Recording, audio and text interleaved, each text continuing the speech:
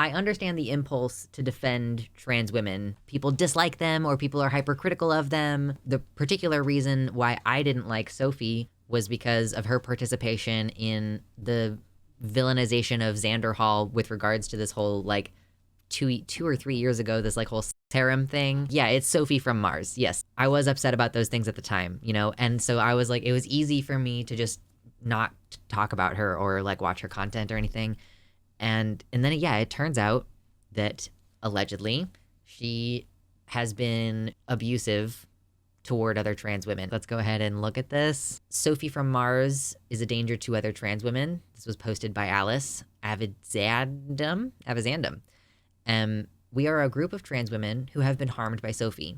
Some of us have dated and been in relationships with her. Many others have hooked up with her. She has been abusive, controlling, indifferent to our consent or its absence, and catastrophically selfish. Some of us have been permanently physically scarred. Some of us have had drugs pressured on us. All of us have been left seriously hurt, both emotionally and physically. We believe this represents a pattern of calculated, intentional abuse by Sophie, and that there may be many more people she has harmed. So I guess this is, they're basically saying this is such a wildly established pattern that we don't think that it could be by accident at this point. Like, I personally believe that most people who are abusive don't even know, like, that what they're doing is abusive. Like, I think folks think, I'm just being honest, and they don't, have the, like, skills and knowledge to be able to introspect and go, like, oh, no, this behavior is inappropriately manipulative, or it's, controlling, or various things like that. Like, I genuinely don't know if folks are aware most of the time. I think most abusers are just like failing into it and not necessarily like trying to be actively harmful to someone. Obviously, that doesn't negate the effects that they have on people. But for the overwhelming most part, in my opinion, I think that even victims can engage in abusive behavior. Like, unintentionally abusive, which I feel like maybe some folks are gonna take issue with that. And because it's like so easy to villainize people and to go, oh, because you were driving an unhealthy dynamic in our relationship, that means that you're inherently a bad person. And it's like, I think that everybody is in a process, and like, I just don't think it makes sense to essentialize people down that way, I guess. So it's a nuanced and complicated issue. And like, always you want to listen to victims and prioritize their feelings and all this. But I just do think, we have a tendency to go hard after people in a way that's not necessary, right? So if you are looking at a pattern of behavior and it gets to a point where you're like, no, I think that this is actually maliciously intentional at this point, I would trust the people in that situation to be able to differentiate, like, this has been happening to so many people for such a long period. And the behaviors in this instance with Sophie, the behaviors are so obviously uncool that it's like, there's no way you could have not known what you were doing, like I don't really think in this instance that there's any question. Being an abuser is also a cycle in families, so I think it's learned, and in the process you don't learn things everyone else does, like empathy. Yeah, I mean, I do think that is part of it as well. Like, you're learning, like, our society is kind of fundamentally abusive. Like, it uses the fear of death to incentivize you to do most of the things that you do.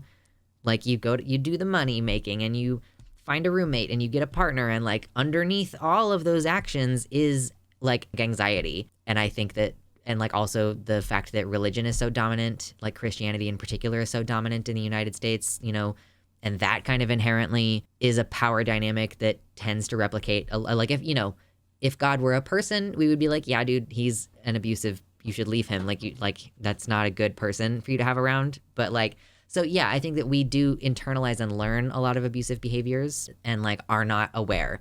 But those behaviors tend to be things that don't cause physical harm.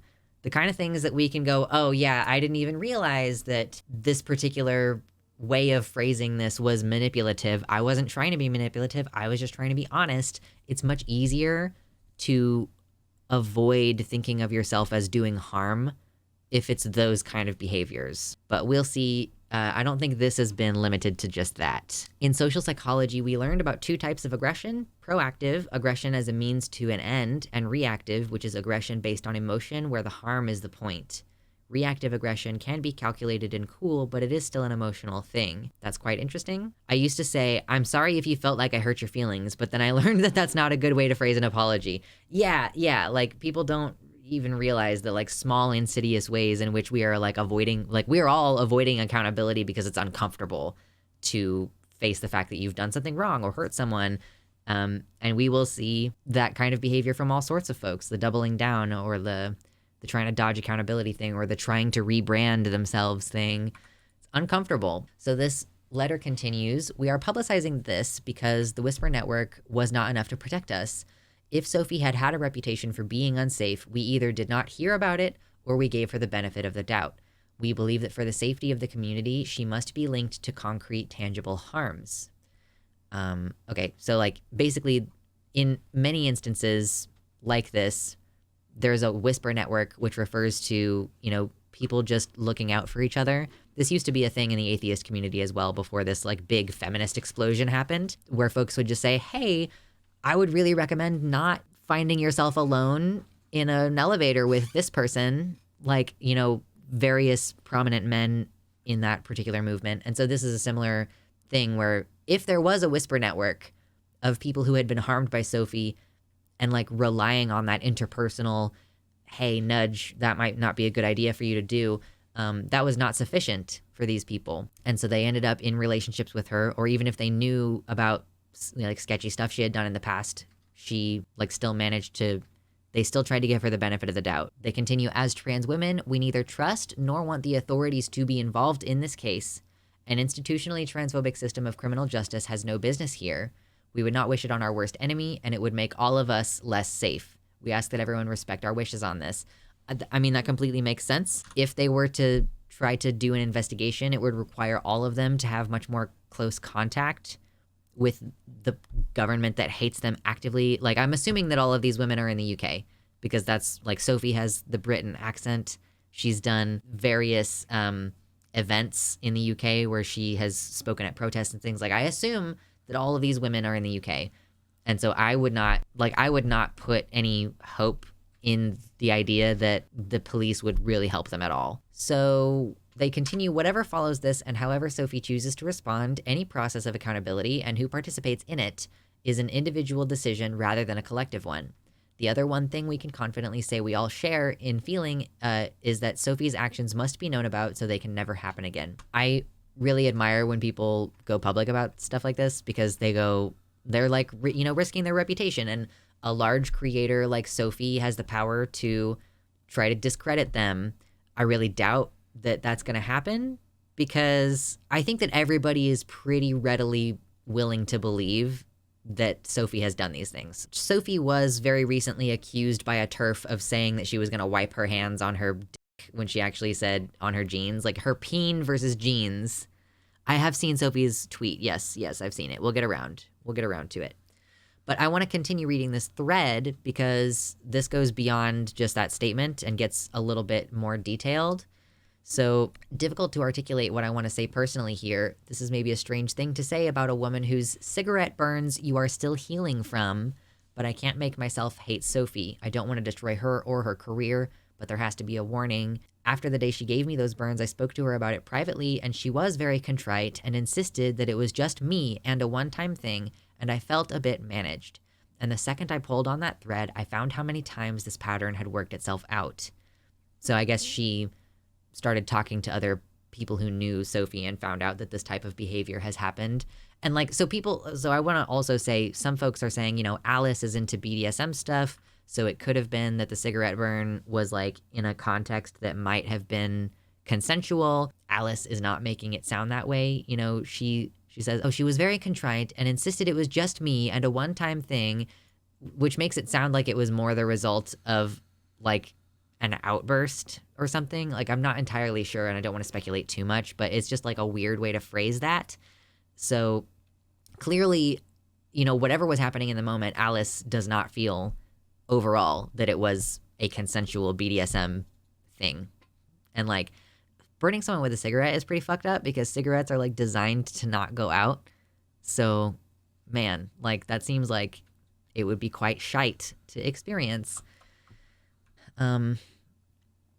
So Alice continues, it's been one of those situations where the more I think about it, the more I remember and the worse I feel, even about things that in the moment I enjoyed or thought I did. And I think that's a common experience with her. That's one of the hardest things about dealing with abusive situations is that they're never 100% abusive. Like they're never 100% like, oh, you know, you're the worst and I hate you and I'm going to abuse you and treat you like garbage. Like a lot of abusers will do things like compliment you in front of other people, like after you have a big fight, or they will like act really sweet when someone calls them on the phone while they're in the middle of like being super shit to you. You know, like they have control over their actions. I don't know who this is, but I support the slogan, believe survivors, when interpreted as take what survivors say seriously, but not uncritically. Right. You know, like especially again, in this instance where we're talking about a trans woman, it is generally like you want to make sure that if she really did it, then we're holding her accountable, or whatever that means, or like she is taking accountability, whatever that means. That's a whole conversation that we can have about the subject. Like, what does accountability mean in this context? You know, you don't want to just like villainize someone. There's like this impulse to assume the best, especially because Sophie is one of those people who I think really tried to market herself as this sort of like cute ooh thing, you know, like with the pink hair and sort of the pink backgrounds on the videos, you know, as she has come out and started hormonal transition and getting FFS and stuff like this. Like, I do think that she does, like many of these other woke scold types who engage in abusive behavior online. And like, I would say that Sophie's behavior online, even outside the context of being abusive to her partners, is like, yeah, like I definitely think that her behavior has been that of like somebody who is a crybaby who wants to make themselves seem like, oh, I'm so soft and sweet and you can't criticize me. And like when you criticize her, she goes nuclear and like uses her alternate account to say that she's going to kill herself. Like she is one of those people fully who goes that hard. Yeah, cycle of abuse, the gift giving, the apologies, the moments of calm before the storm, but it's still all a part of a cycle. Yeah, like these folks, like when someone has you caught in an abusive dynamic, they like the reason why they're not negative all the time is because if they were negative all the time, you would leave. And that's not what they want. Like they want you to be like continually coming to them for like validation and support. This is the whole concept of negging, right? The whole concept of, oh, I'm gonna give you this like, it's kind of a compliment, but really it's not. And I'm gonna make you feel like, oh, you need to be better in order to maintain my attention. It's just not good behavior. In particular, a masochist in the middle of a scene is gonna be so floaty that they might agree to things in the moment that they would not consent to when fully in their own mind. It's the same as someone being too drunk to consent no matter what they say. Yeah, and this letter also alleges that there were drugs involved. So it could be that she was not only using subspace, but using drugs to make people more compliant for her. Continuing, what I want out of this is practically almost nothing. You don't even have to stop watching her content if she chooses to keep making it. I just want her to not be able to convince anyone else that it's their unique, extreme nature that makes her want to act like this, because it isn't. Oh man, that's the worst. Like this is someone who is textbook using the context of BDSM to be abusive. Someone being like, oh, but it's just, you got me so excited because, you are so into this BDSM stuff. It's so like, you're so extreme that it made me feel like I needed to be extreme or whatever. Like using that as an excuse to go outside the boundaries of the scene. Like, oh my God, that's a whole conversation to be had as well about the way that partners can use BDSM to just like get away with doing something messed up to you and gaslighting you basically about whether or not you consented in the moment. Another thing I don't want or need is an apology. I'm not going to get into the whole, is this apology good enough? Because it doesn't matter to me. I don't care about her intentions or her accountability or her process. All I want is for it to stop happening. Completely respect that. If she wants to go and get therapy or something, good for her. But, and this is the first comparison that comes to mind, and it's so untactful as to be really funny, it's like quitting smoking. You get whatever help you need, but the only real test is whether you stop doing it. So yeah, I really respect the like chutzpah that it takes to, be willing to go like stick your neck out there like this. Abigail Thorne responded saying, "You've been very brave and I'm proud to be your friend." Which kind of tells me that she may have known about it beforehand, like may have known about this situation before these girls decided to go public with it. But we'll see. As someone who's not into the BDSM stuff, it seems like it would be a tricky thing to navigate. Like, wouldn't you have to sit down and be like, yeah, I like this, don't like this, etc. Yeah, like if you're doing BDSM in like a healthy way, then it 100% involves what we... I was at a talk where this person referred to it as pants-on conversations. So, like, whether you're going to be using a condom or not is a pants-on conversation. Like, anything about your scene, you might... Yeah, it's a lot of communication, Like, there's a reason why there's, like, a barrier to entry for, like, whether people are going to be willing to play with you, because you can't just do it casually. Like, you have to... Like, the consent that's required in those situations is beyond what is normal in a relationship, Like, I feel in vanilla relationships, you might be able to be more casual about, like, just being more spontaneous and in the moment, changing things up or whatever. But in BDSM, like, you have to make a plan and stick to it for the most part. Or you might have a plan with, like, maybe there's options where it's like, okay, after we do this, I would be comfortable with you doing either this or this. But it's still within these parameters. As someone in the BDSM scene, that is a constant fear of mine when I'm doming. Trying to give someone a good time is tough when I'm worried that I'm going to hurt them. Yeah. And, like, the sub has all the power in the scene, basically, because, if you go beyond what they want you to do, then it's like a crime. So, like, you do have to be communicating throughout the process. I didn't even catch that before, like using BDSM to justify her abuse aspect of it. Wowee. Using it being BDSM as an excuse is absolute bullshit, but it is a context that changes how people react to things. Yeah, like the cigarette burn stuff isn't intrinsically abusive if BDSM is a factor, but doing it without consent is even more of a violation. Of course. So, yeah, it clearly, in her recollection, in Alice's recollection, she does not feel like that was consensual behavior. I've had subs be mad at me after, even when the scene stayed in bounds, so I just stopped doing it. Fair enough. It's also an easy... Yeah, it's like, yeah, that's the abuse factor. It's easy to get people who don't understand BDSM to dismiss it because, people who are into that can't complain. Yeah, like, it's literally the you're asking for it. Like, but I literally wasn't. Like, I literally didn't. So, yeah, that's like a whole aspect to this. There's more than just this thread as far as info about this. Like, I've been... seeing stuff pop up all day and, like, retweeting stuff sometimes. Let's see. She did respond. She posted a tweet saying, taking responsibility, and just posted this twit-longer thing, basically. I've recently been made aware of some serious harm for which I am responsible. I have had my behavior described to me, and I'm horrified, and having heard the descriptions of my behavior, I entirely agree with what people have said. Only I can know my intentions. Everyone else can only judge my actions.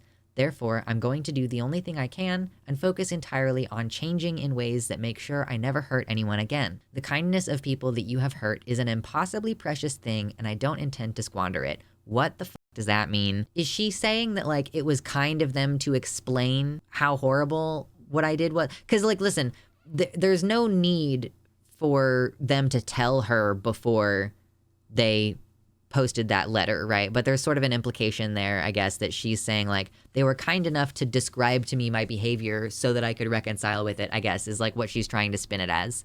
She says, I'm staying away from everyone who I've hurt and will wait for anyone who wants to contact me for anything to reach out.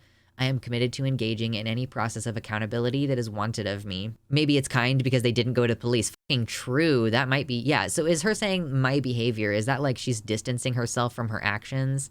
This is very clinical as a response. Like, I think that this is textbook. I've watched a lot of people make apologies like this, and I have criticized people for not making good enough apologies. And so this is a calculated, everything that's the correct thing to say when you're doing an apology for being, like, literally physically abusive. Sure, it's also kind of them to say not to cancel her. Yeah, Alice was like, yeah, I don't care if you stop watching her videos or not. I think it's weird to not describe what you're apologizing for in the apology. It's sort of the Josh Brolin way of doing things, where he was like, it's not my story to tell, it's her story to tell.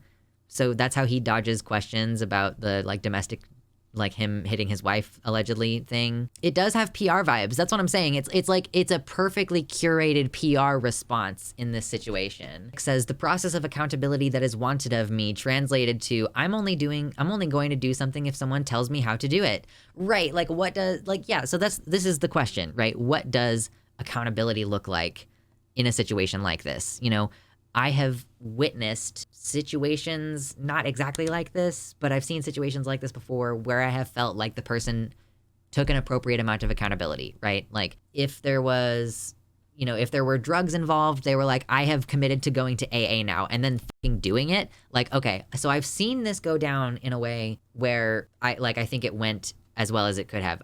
Like in that situation, I don't think that the person actually even did anything, but they were like, I can't remember if anything happened, and if I did, oh my God, that's terrible, and I'm going to immediately do a bunch of things to fix it. So I guess it sort of depends, like, what does Sophie do? I don't think that accountability, like, I don't know how I feel about the idea of accountability within the greater community. As far as, I think folks on Twitter have a tendency to, like, we're going to hold you accountable, but that tends to mean, like, no one is ever satisfied. You know, you apologized too quickly, and it wasn't genuine enough, or you waited too long and it wasn't genuine enough, and you didn't phrase it exactly right, so it isn't, you know, whatever. Like, you need to donate money you need to, like, do recompense. You need to start listening to X group that you harmed. Like, it's a really obnoxious process that we go through. And, like, I do think that that's a valid, like, a really good point that Alice made in her thread, or maybe I think it was actually in the letter itself, excuse me. In the letter, they said, like, accountability in this situation has to be done on the individual level. It's not going to happen collectively. You know, we're not engaging the systems of society where we decide to collectively agree to punish people for assault. You know, like they're specifically saying it's literally up to her to fix herself, but we are not interested in her fixing herself. We are interested in this harm no longer occurring. So, like, as far as they've said they don't care about damaging her reputation, I guess that is, like, kind of the only thing that they want to do, is they want people to not think of her as someone who is trustworthy because she is not trustworthy. Like, they do want people to know that she has done harm, right? Like, I think, you know, you can do what you want with that information. If you choose to be her friend and trust her anyway, if you, like these women, give it a grain of salt when you hear these allegations, you know, no one is telling you that you need to cut her off. No one is telling you that you need to unsubscribe from her Patreon or anything. No one is saying we want Sophie to be destitute. We don't want her to be homeless. But, like, frankly, you probably need a different job. In a week where we've had James Somerton delete his whole channel, Illuminati is just posting through it like there's nothing is happening. She's just still uploading regular content, apparently. So yeah, Sophie, frankly, like I'm whatever the process is, I think it requires for her stepping away from the community, like not trying to have a leadership role, you know, and like, unfortunately, to an extent, being a streamer in this context or being a YouTube creator, whether it's a video essayist or a streamer, whoever, like, you are kind of a leader of a group of people. You know, you can tell your folks to do stuff, and sometimes y'all will do things. Like if I say, please hit like on the video, a good portion of you will do it because I've just reminded you that the like button exists and that it would be really sweet if we could hit 100 likes in this stream. Wow, I love doing that. And like similarly, if you're a Calvin Guerra out there and you're cultivating an audience of people who are hateful and will go after folks, like if you're going after folks for being not trans enough and you have an audience who likes that you're doing that, you're cultivating an audience of people who are going to try to harm people who aren't trans enough according to their worldview. So like, I think in this instance, you know, Sophie was trying to be a leader. In fact, like there's this DJ Mule thing, as an aside with DJ Mule, like Sophie from Mars was friends with DJ Mule. And I don't know if any of you remember, DJ Mule is the Simon Whistler from Wish. Like he tried really hard and he tried to do this character assassination of Xander Hall thing regarding Xander Hall's breakup with his financially abusive girlfriend. And it was a whole thing. And Sophie and them are friends.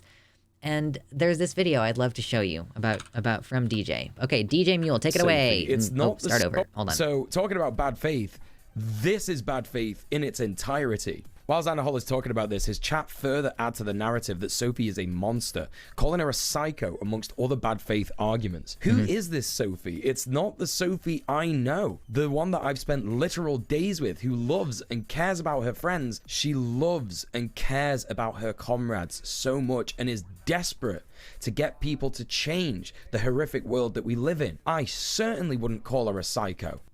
So yeah, he's presenting her as someone who, oh, she really loves and cares about her community. She really wants to make the world a better place and like change the world. So if you are a creator and you have aspirations like, I want to affect change in the world, then you as a creator in that position, you are positioning yourself as a leader, as someone with power, as someone who is trying to set themselves as an example.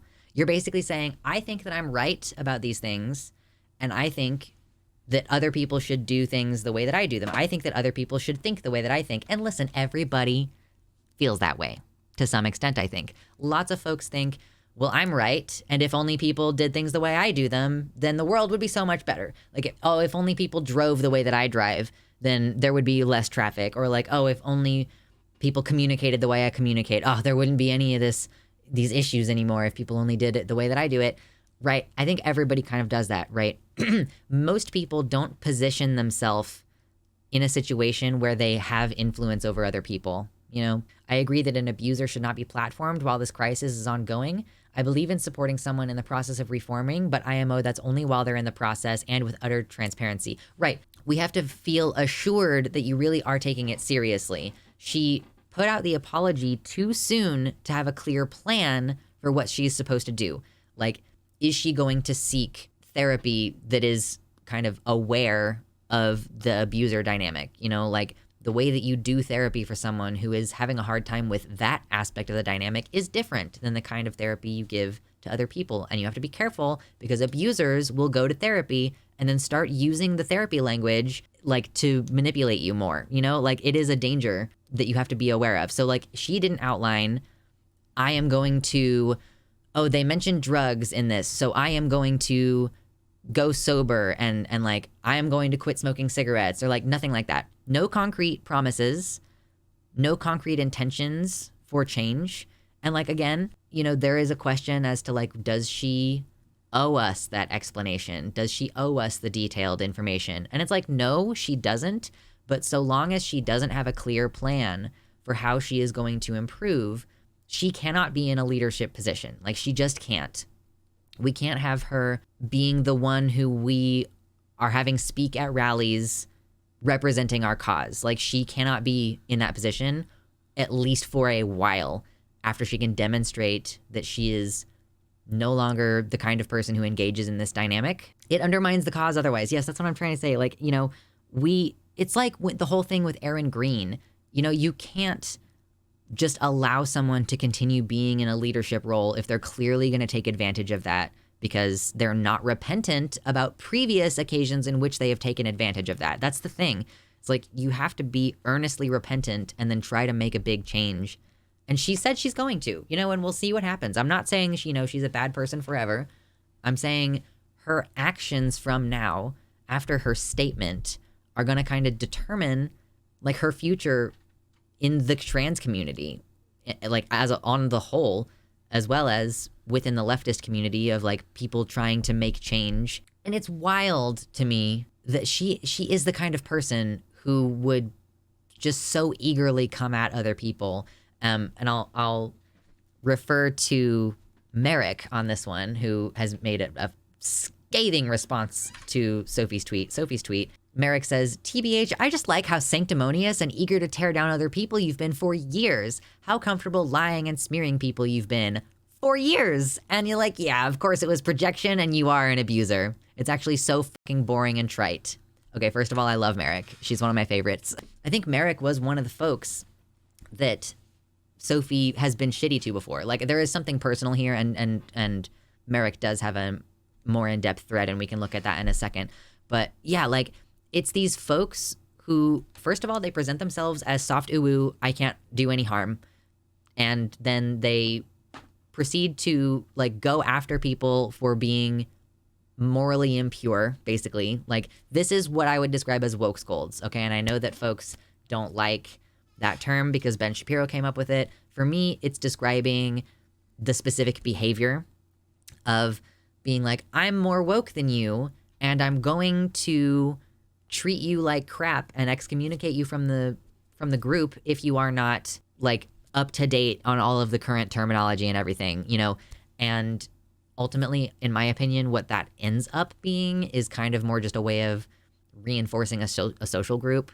Like, you'll notice that it tends to be Sophie and Kira chats and Thought Slime, and like, you know, these people have a tendency to circle around each other. It's always these same folks. They do this thing where they're willing to attack someone like a 19-year-old and accuse them of being a sex pest, and like with no evidence, and like attack folks and try to drive them off the platform effectively. It's just such a deep amount of projection, like that I don't even know if it's projection. It just is abusive behavior. You are doing this purity testing stuff and trying to cut off people socially and professionally from others in this space when those interpersonal connections are like the way that we organize for future change, number one, and B, a lot of us make our living from being in the space. Yes, the whole actions speak louder than words thing. She really does need to either drop out of the public eye forever or come out with a statement of what she's going to do to change. Right. Like if she goes to, let's say, rehab,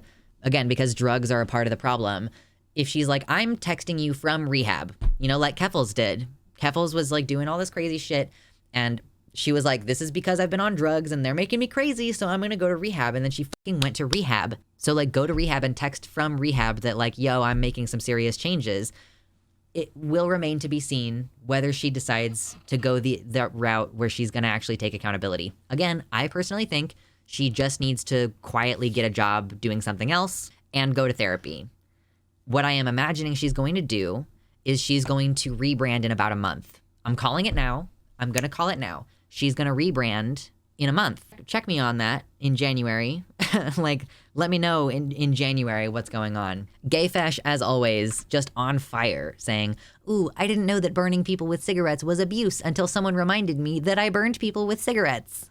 Wow. Okay, so this seems like a real tweet as far as people are like making it seem like it is real. So here it is from Sophie saying, putting out a cigarette, sigh, everything reminds me of her. Like, I don't know if that's real or if that's a god tier shitpost from someone who is fabricating a tweet from her.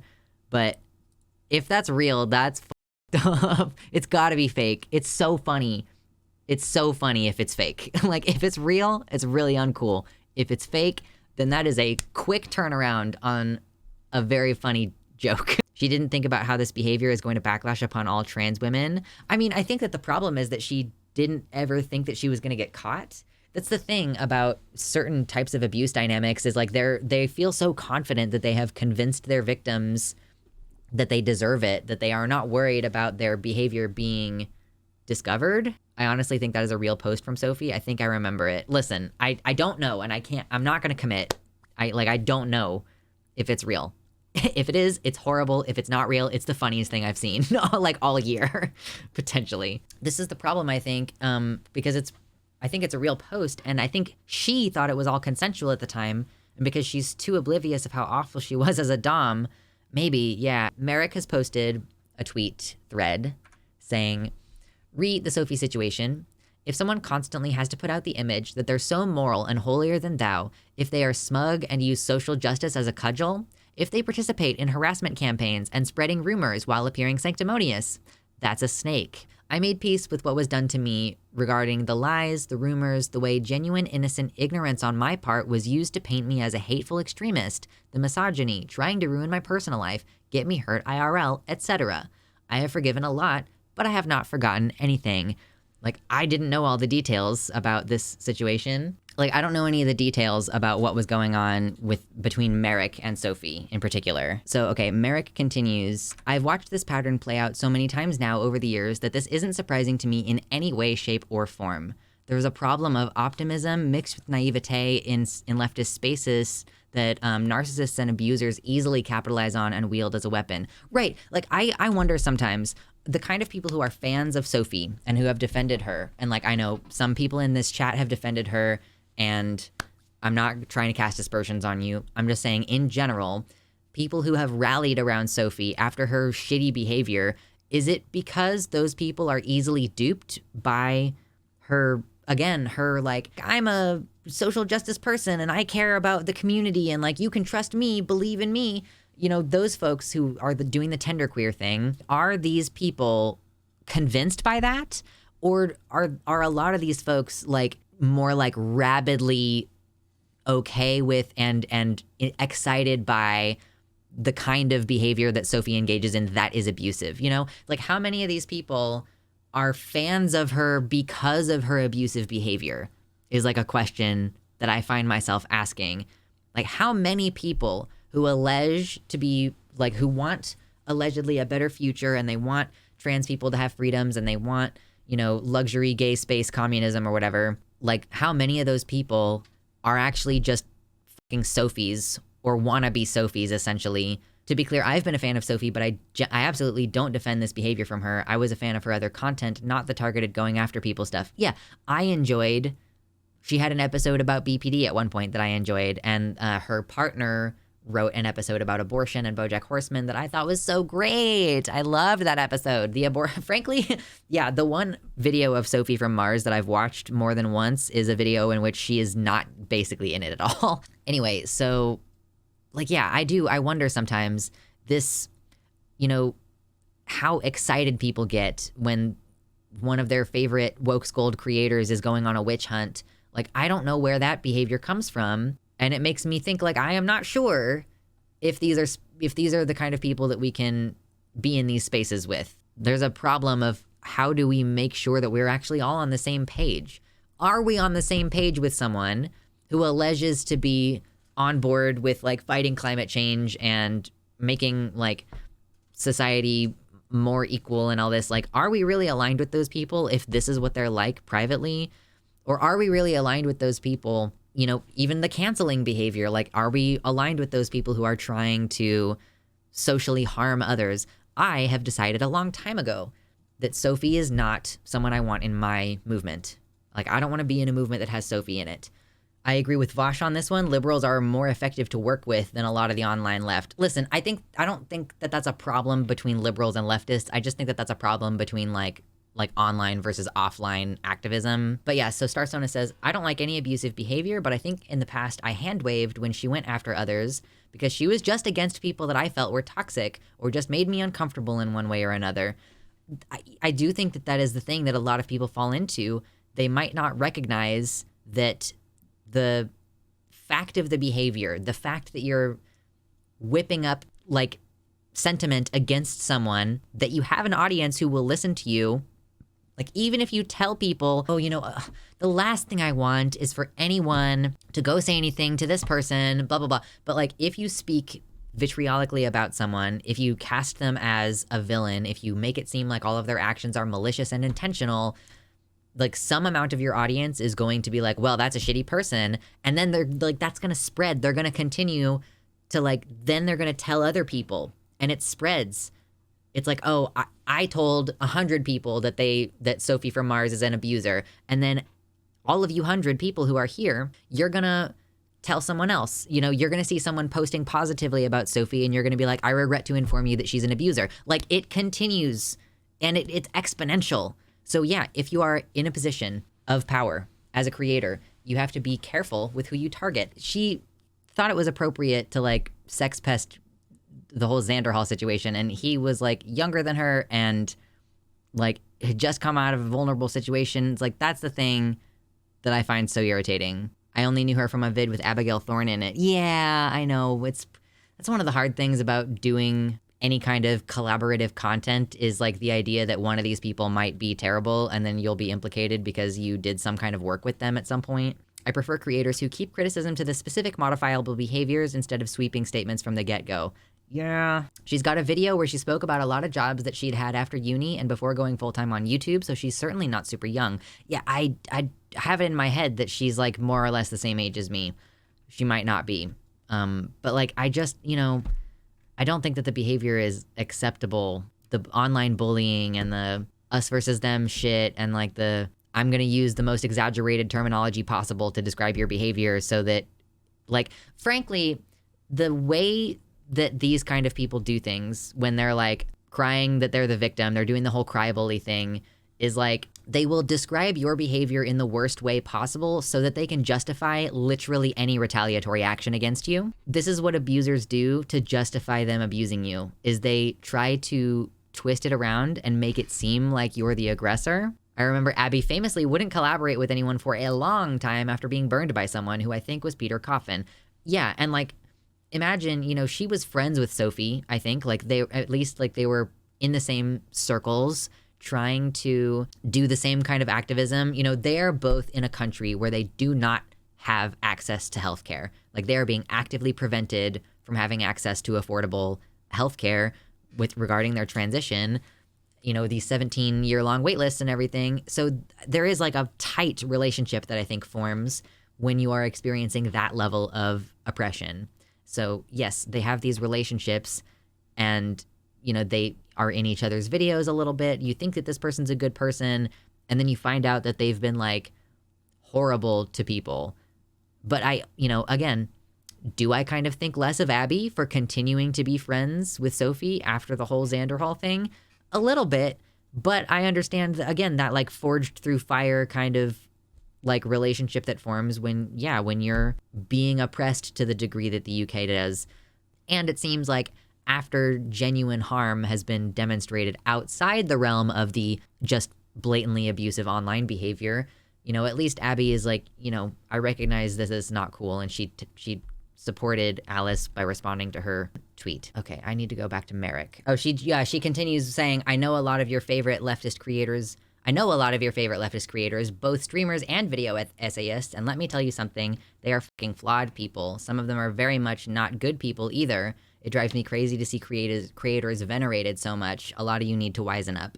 And I think that's as far as I can see in her thread. But she's basically saying, yeah, these people are potentially preying on you because they're trying to make money, you know? I do think it's shit that transphobes will use this incident to shit on all trans people. Frankly, I don't even know if this is gonna leave our community. I wonder if part of the incentive behind Alice and the other women asking that, like, people not go to the police about this, like, I wonder if it's because that would blow it up.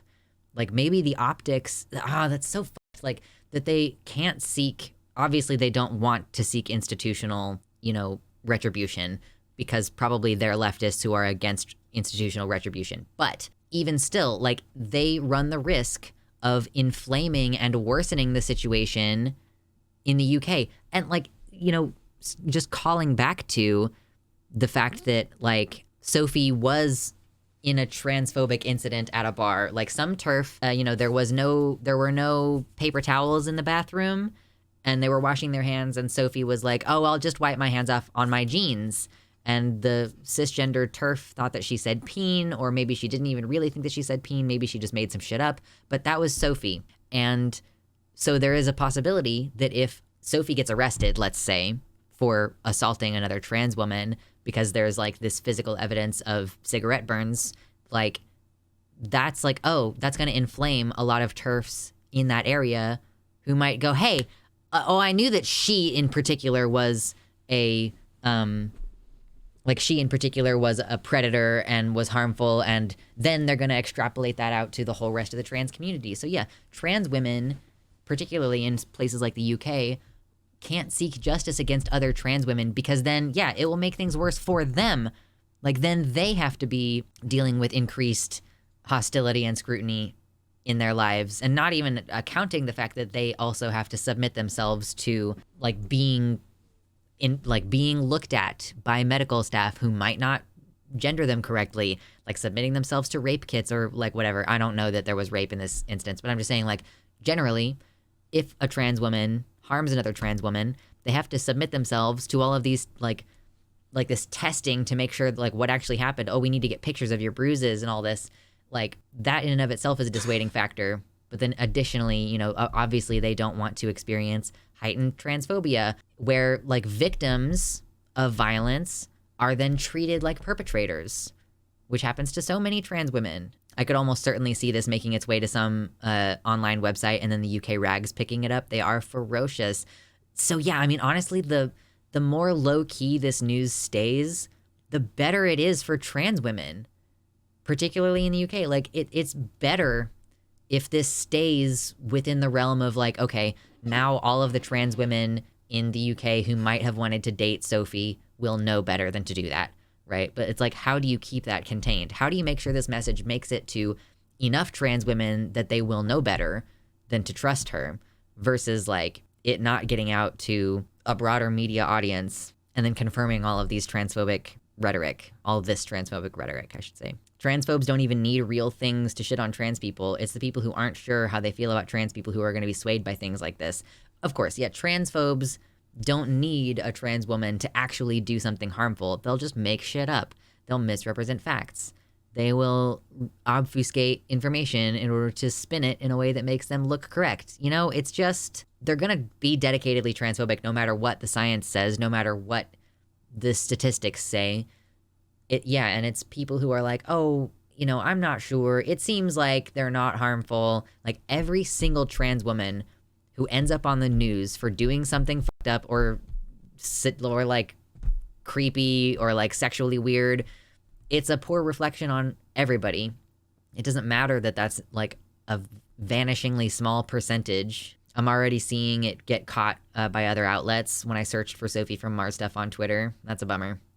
Andy Ngo has spoken about, oh no, I hate him. He's not the best. Yeah, the Daily Mail and the Sun lap up any negative trans press. They're going to post like a bunch of negative articles all year and then try to capitalize on the Brianna Ghey murder trial. It's fucked up. We can hope that Sophie goes to therapy and very successfully becomes like a wonderful, you know, contributing member to her local community.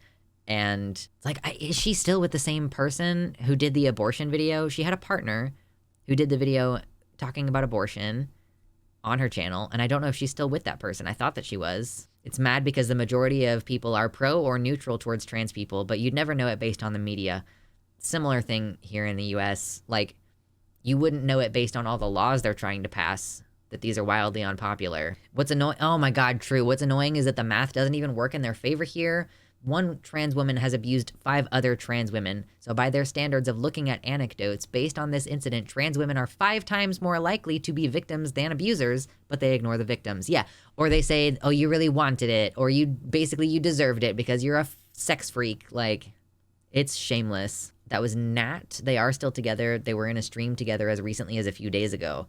Boy, howdy. Like, man, is Nat okay because she's AFAB and Sophie only does this to other trans women? Or like, wow, what is that situation like? So it sort of remains to be seen, what is Sophie gonna actually do? And like, I think beyond that, we should just be willing to continue trucking along and not spend a huge amount of time focusing on it. You know, it's a great jumping off point for talking about other dynamics that are useful. You know, I'm not trying to make this inflammatory content where we're doing like we're gonna make her seem like the worst person ever. Like, it's a jumping off point to have other conversations about, you know, what does accountability look like?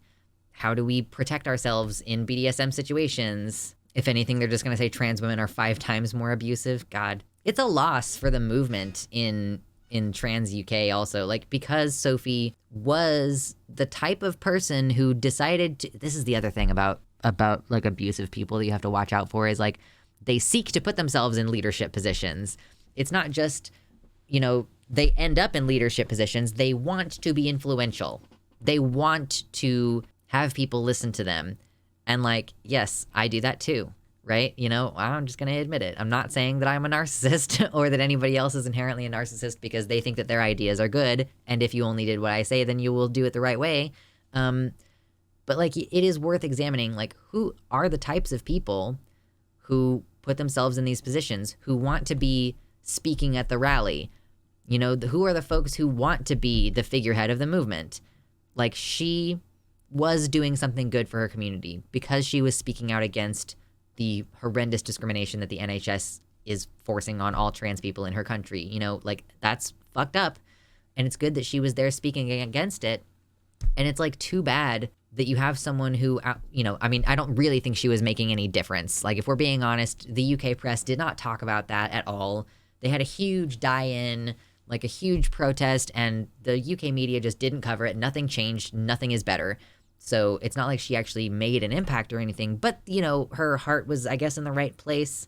Or so we fucking think. Like, you know, so we would like to hope. Right. Yeah. Sadly, the police would probably be more abusive than a literal abuser. Yeah. These women can't risk coming in contact with the police. Well, at least folks know now what she's like. Like, at least folks know that they should steer clear, or, you know, they can make their own informed decision about whether they want to continue interacting with her or not.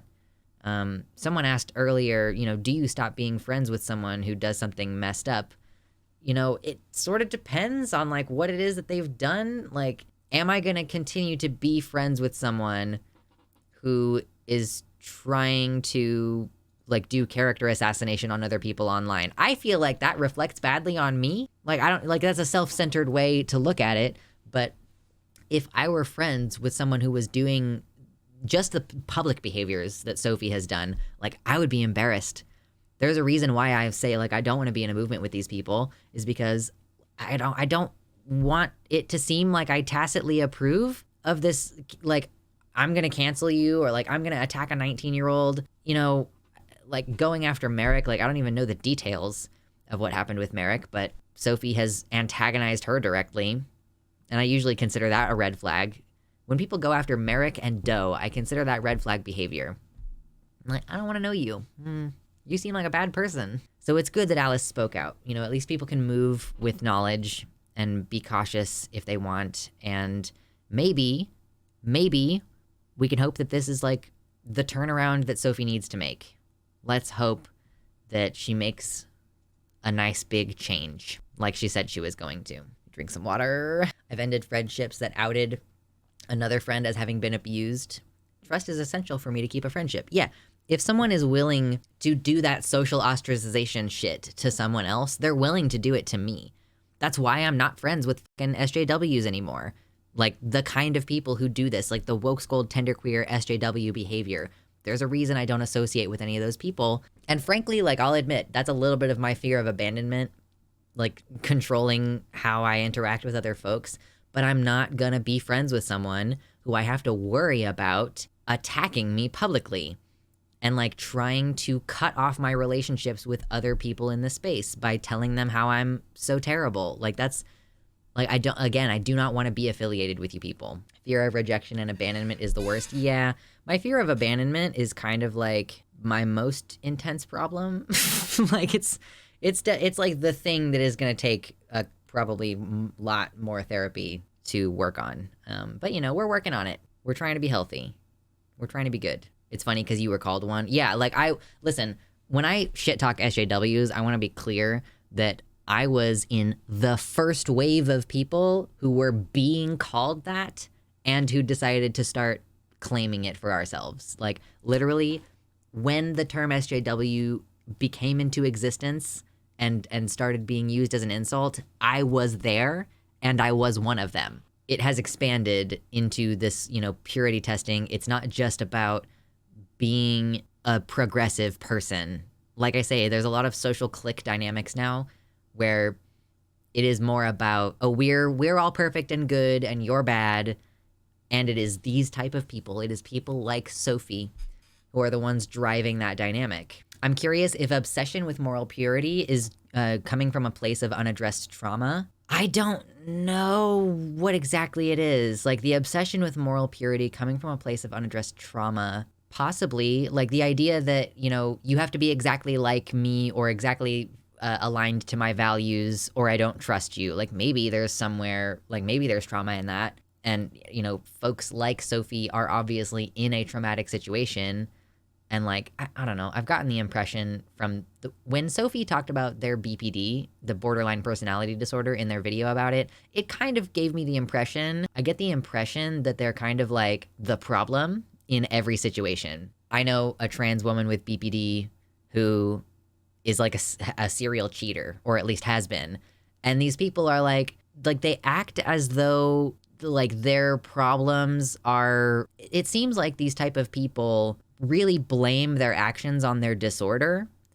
They're like, I am the way that I am because I am BPD. And like, you cannot define me without BPD. Like that is intrinsically part of me. And it's like, it just kind of seems like you want to be fucking abusive and like not have anybody call you out for it. But like there are other situations with other creators, again, people who are putting themselves in these leadership roles where they do this same thing where they say like, well, I am the way that I am because of my trauma or because of my hormonal disorder or because of my BPD. I really hate it when people tie their whole personality to their disorder. Like, I think that you should be able to imagine yourself more functional than that. You should be able to imagine a world in which you are not fucking crazy, because that's part of becoming not crazy. And, you know, the way that some of these people describe their interactions and the way that they describe their BPD and the, you know, sort of impact that it has on their lives, it does sometimes seem to me like you just can't accept that you have culpability. How many times can you watch someone create their own disaster before you go, yeah, you are just the problem and you need to do something to change it? And like, again, like we're hearkening this all back to, we're having this whole conversation in the context of like Sophie. Recognizing that you're doing something messed up in the first place, I guess, is the first step. Like, you just acknowledging that what you've done is messed up, and then obviously whatever actions you take concretely after that to make it stop. But my sympathy does run out for people who appear to be the disaster in their own lives. Lux has no sympathy for me because I'm definitely the source of all my problems, or a lot of my problems. Listen, you know, self-awareness, again, is the first step. Yes, exactly, Athia, thank you. Your behavior may be driven by a disorder, but that does not remove all of your responsibility for it, even if that's where it comes from. There is a fine line between an explanation and an excuse. Like, you can have a reason for your behavior. You can understand that the reason why you threatened your partner with suicide was that you just have really intense fear of abandonment. But if you stop there and you say, oh, well, you know, I said that I was going to kill myself because I have really severe abandonment, and you saying you were going to leave me triggered me, and that's why I behaved that way. It's like, okay, that doesn't matter. Again, it's the whole thing about the abusive behavior. A lot of abusers just feel like, oh, I'm just being honest. Like, yeah, maybe you do feel like your entire world would end if your partner left you. Maybe you do genuinely have a hard time imagining continuing to live in a world where you're not in this relationship anymore. But it doesn't make it less abusive for you to use that to try to prevent someone from leaving you. You know, like, I don't even know that there is an appropriate way to talk about your own feelings in the middle of a breakup. Like, I kind of just feel like you need to remove them from the situation, like, in order to deal with it healthily. Like, if your partner is trying to leave you, just be like, cool, like, I'll deal with my emotions later. We can have a practical conversation about our breakup now. Because, yeah, you do run the risk. Even if you say, like, you know, even if you are describing the material impacts that the breakup will have on you, it's still abusive behavior. It's still manipulative behavior. I feel like Sophie has always been one of those people don't change, stay canceled people, and her quote apology makes it sound as if she's going, I'll be back, I'll change, I promise. Yeah, it is hard to give someone the benefit of the doubt who refuses to give others the benefit of the doubt. Sorry, I wasn't here earlier, so no need for a full rundown, but who did a bad? What's the synopsis? Sophie from Mars, video essayist, has previously been one of those big I'm gonna cancel people kind of folks, and she has been allegedly physically abusive to some of her intimate partners, including burning one of them with a cigarette. So yeah, that's kind of the whole situation that we've been talking about for the last hour and a half or whatever. In regards to the unaddressed trauma, and this is only spitballing, but being in an environment that is so caustic, such as anti-Indigenous and anti-Blackness, that they are now possibly overcorrecting with the obsession with moral purity. Yeah, I don't know. It's, you know, we're always running into shaky ground when we start speculating as to like why people are abusive. You know, this is literally like the thing that got Xander Hall in trouble and got me in trouble by extension with regards to the Essence of Thought situation. Was Xander Hall was speculating, oh, you know, well, Essence of Thought has said that they were abused as a child. And so Zan was saying, well, their behavior in the modern day is abusive.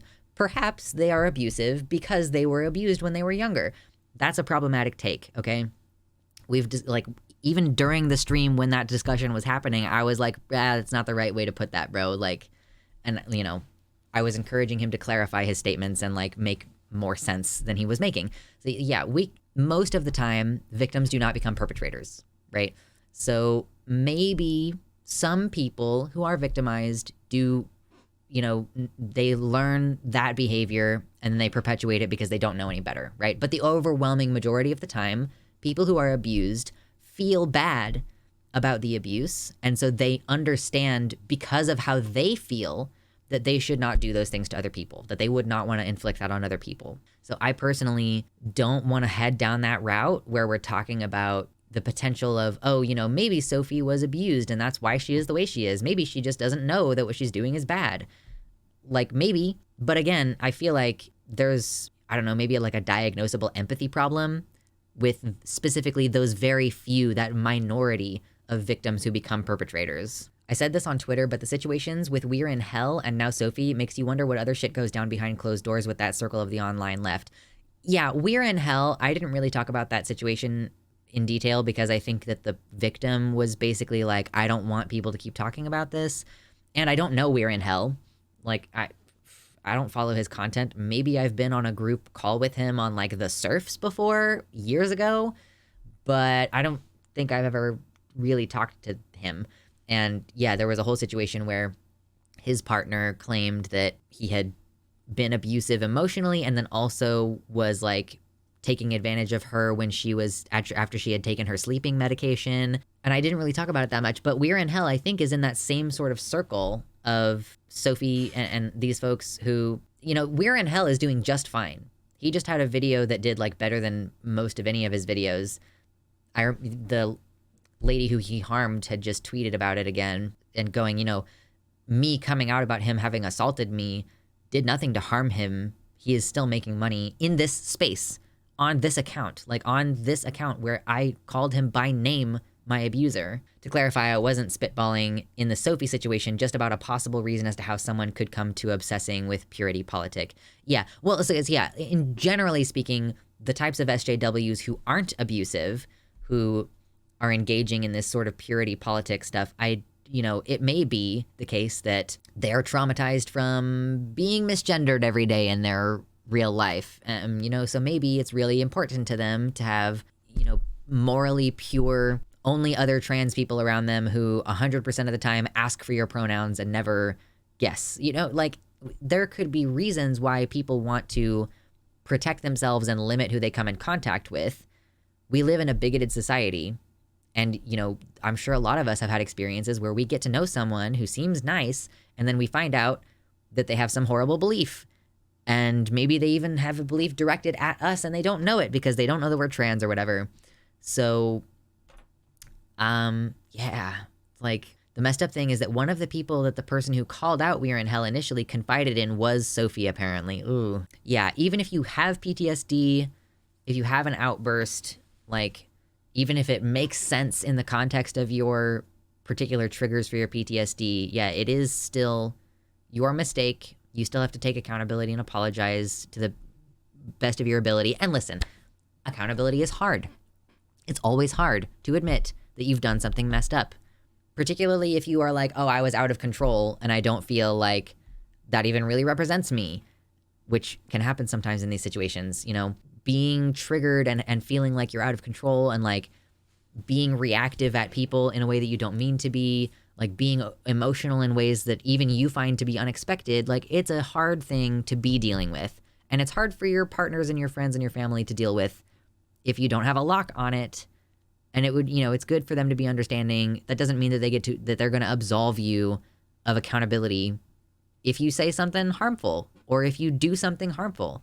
Again, it might be your fear of abandonment from your PTSD that makes you tell your partner that you're gonna do the big unalive. Doesn't make it okay for you to say it anyway. I'm super grateful to myself that I have never been physical or violent with my partners, but my words are vicious.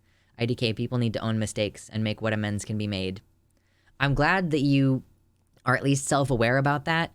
I have the opposite problem where I can't communicate when I'm angry because I don't trust myself to not say something fucked up in the moment. And like historically, my anger has been really intensely policed. So I feel a lot of anger while trying to ramp up to explain to someone that I'm upset with them. So it's like just a recipe for me being already really worked up when I'm trying to calmly explain to someone that I'm angry. And like, yeah, I just can't communicate when I'm angry, or I'll try to communicate via text, or I'll write a note or something. Cause yeah, I don't want to be someone who says things that I don't mean. So Trin said something that I find interesting. So Trinket says here, this is on Blue Sky. Sucks to go into this, but I've heard details of major consent violations from multiple parties, and people really need to be aware. So this is how I found out about this, actually, was from this post on Blue Sky. And she adds, I hooked up with her a few months ago, and there were definitely red flags that I ignored at the time. For example, she told me a story about going too hard with someone at a rave whilst intoxicated, and I foolishly assumed it was an honesty thing. However, I now believe that to be bragging.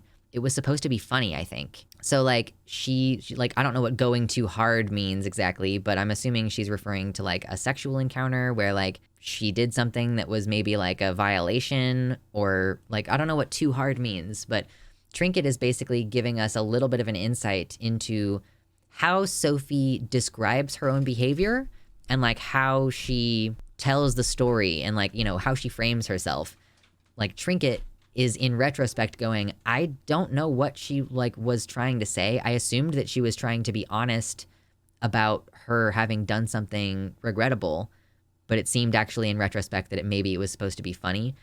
And this person says, not the first time I've heard this story being told. Trinket replies, I felt it was sort of a, hey, making you aware thing, but it absolutely wasn't. The conversation was mostly about drug stuff at the time. I can't remember specifics, but I sort of internally went, that sounds fucked, but I guess it's an honesty thing and it sounds like a negotiated mistake. So again, like that's just that like little insight in there. And I think Trinket always also has like a teeny bit more on the subject. Yeah, Trinket adds, I feel like absolute shit after everything today. I pride myself on spotting danger signs because I've dealt with a lot of bad shit in my life, and I just convinced myself I didn't see any there, and it took me much longer than I'm comfortable with to start to feel odd and back off. Now I'm seeing more and more of what she's like, and even after a week of finding out how she is, I'm seeing more of it today, and she was starting to pull some of it with me too, and I only didn't fall for it because of sheer dumb luck.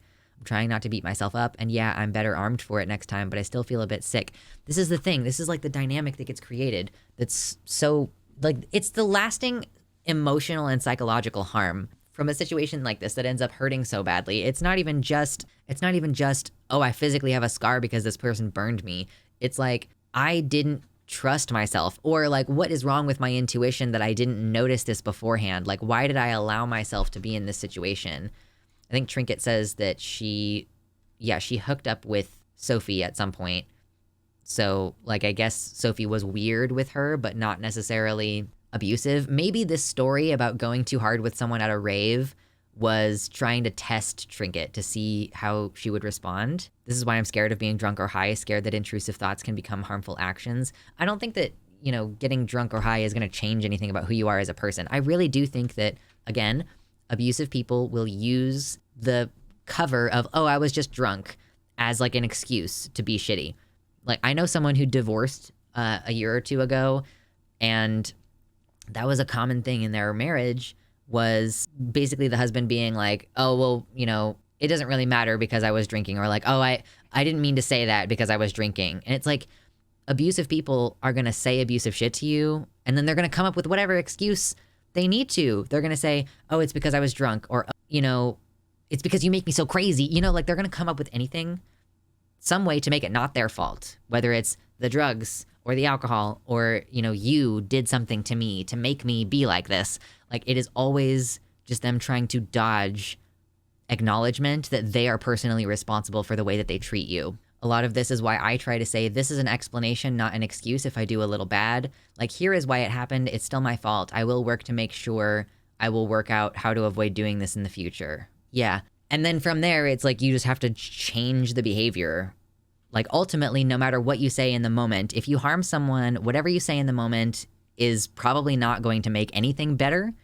It will only get better if things change in the future, if things go differently next time. I used to be a raging dick when I was caught up in my trauma before I got into healing and therapy. It's no excuse. Listen, one of the things that makes me feel so different from the person that I was like 5 years ago. I'm like, I don't even understand that person's decisions half the time because they were coming from such a place of trauma. Like the behavior was erratic because I was just not equipped to deal with what was going on with me. Like my traumas having stacked up over a period of time, and like the desperate behavior that I would engage in, like so many different things that I'm like, wow, I don't understand that. Like I don't like the fact that I used to drink so much and like just all this irresponsible shit. Like the fact that I would drink on the same nights that I took Ambien. Like I just don't know why I did half the things that I did because I just was in a bad place of mind. And now that my thoughts are more clear and everything, is less influenced by constant trauma. Like there is still trauma for sure. Like I had a big cry yesterday. Yesterday fucking sucked. Today kind of also sucks because like I do still have trauma about stuff, but I can recognize, oh, I'm fucking losing it right now. And I need to like step away from the situation, And like that's the thing that you have to be willing to do is go, oh, in this situation, I am going to be a problem unless I manage myself. Yeah, I mean, if you have intrusive thoughts, I guess therapy is the way to go. Like, again, being willing to say, yes, the things that I am doing or the things that I want to do are harmful, and it's worth it to me for the people around me in my life and for myself to be able to sleep better. I am going to make the decision to be better. Like, I'm going to really follow through. So particularly because so many of these, like Trinket and Alice both, or I guess, again, like that letter that Alice posted was co-signed by 5 different women. 6 different women have now said that there are drugs involved or intoxication, alcohol, drugs, something. So, I will say, as far as like accountability, I do kind of expect Sophie to go to rehab. And I think if she doesn't, that everything else is not going to flow from there. Like, because I think that addressing the addictive behavior might be able to help address some of this other stuff. Like, if we find out what it is that's making her do the drugs and stuff, like, that might be something that can help her unlock, why she feels the need to be controlling and to harm people. And again, that is going to be a long process, but I think it starts with rehab. That's my personal opinion. I think that's where it has to start. There is going to be no healing from this situation until that issue at the very minimum gets addressed. Because I don't know how you can claim to be taking accountability if you're still being irresponsible with drugs and alcohol. Like, I don't know how you can claim, I'm going to make sure this doesn't happen again, if you're still engaged in this reckless behavior, frankly. Yeah, addiction is a social disease influenced by your environment. I think, a lot of this is just some kind of social disease that she has. There's some need not being met is usually what is happening here. There's some need not being met or some unaddressed issue, and it's going to take professionals to make that happen. And the unfortunate thing is that she lives in the UK. So if she tries to go to therapy, she's going to get put on a huge wait list, and it's probably going to be a very poor, I literally don't know if there is such a thing as therapy that will help her that she has access to because of the garbage situation in the UK where getting on, everything is being massively underfunded on purpose to try to privatize out more and more of the services that the NHS provides. So that's the unfortunate thing is, we can say we want her to get help. We can say we want her to go to rehab. But is that even an option for her? If she tries to go to rehab, she's trans. She still has to worry about being assaulted for being trans in an environment where there are a bunch of other drugged out dangerous people. So seriously, I actually don't know what the thing is that she's going to be able to do. Partially formed hot take. I will gladly back down from this. I wonder whether part of the problem here is fear of prison. Perhaps if prison abolition happened and the replacement system was a true rehab and restorative system, we would see more abusers own up and actually access said. Yeah, I don't know how it works in the UK. If she tries to go to therapy and she says, I burned my partner with a cigarette, are they going to have a mandatory reporting even if the victim doesn't want to press charges? Like in the United States, for the most part, you might be arrested and booked in a domestic situation, but if the person doesn't want to press charges on you, then you might not actually face any consequences aside from just having been arrested that one night. I mean, at that point, then you have to, if a job ever asks you, have you been arrested, then you have to say yes from that point. So it does kind of impact you a little bit. But yeah, I do wonder if, like, not fearing the retributive aspect, you know, if rehab were a safer situation, again, she lives in a country where she can't go access single-sex services as a woman. She's had facial feminization surgery. I don't know if she's had vaginoplasty. Like, she could be like 100%, like they could strip search her and know that she's trans. Like, I don't know what her situation is in that regard. And like, she's at risk of being harmed if she tries to commit herself to something like a rehab institution. And it's not even just the other people in the program. She has to worry about the people running the program as well, denying her access or otherwise like harming her while she's in treatment. So frankly, like, I hope she reaches out for resources, you know, is like, unfortunately, she's going to have to probably work harder than most people to get the kind of help that she will need in order to stop being harmful to the people around her. And I get, yeah, that's like an aspect of this that I've been yammering about this for 2 hours, and it only just occurred to me, like, man, I don't even know that she has the option to do something like rehab. I think Keffels went to rehab in Canada, where they have human rights protections for trans people. And she's transitioned when she was so young. Like, people cisvestigate Keffels, you know what I mean? Whereas I would say, you know, Sophie, despite the fact that she got FFS, is still considerably more clocky. Yeah, the NHS is a wonderful system. Unfortunately, it is run by the British. Why are you Brit-bongers such weird, terrible people? Anyway, that was 2 hours of talking about Sophie from Mars. I genuinely don't know what else I could wring out of this at this point. There's no such thing as pressing charges in the UK. The Crown Prosecution Service decides who to charge. Mandatory reporting for therapists would depend on whether the person is judged to be a continued risk to others, and I think it depends on whether they're in a position of power over others. Not sure about the ins and outs, though. Okay, so yeah, in the UK, it's not, if you commit assault, you are not charged, like, based on whether the person wants to press charges, I guess. And I'm sure it depends on where you're at in the US as well. There probably are situations where you might harm someone and they might not press charges, but they still, like, maybe they want to arrest you for public intoxication or something. You know, like, what happened was you got into a drunken brawl, and maybe the person that you punched doesn't want to press charges, but you were still publicly intoxicated or maybe disturbing the peace or something. So they'll still charge you for something, depending on what the situation is. Can I proactively not press charges for my own murder? Yes. Yeah, I'm going to say that that's exactly how it works.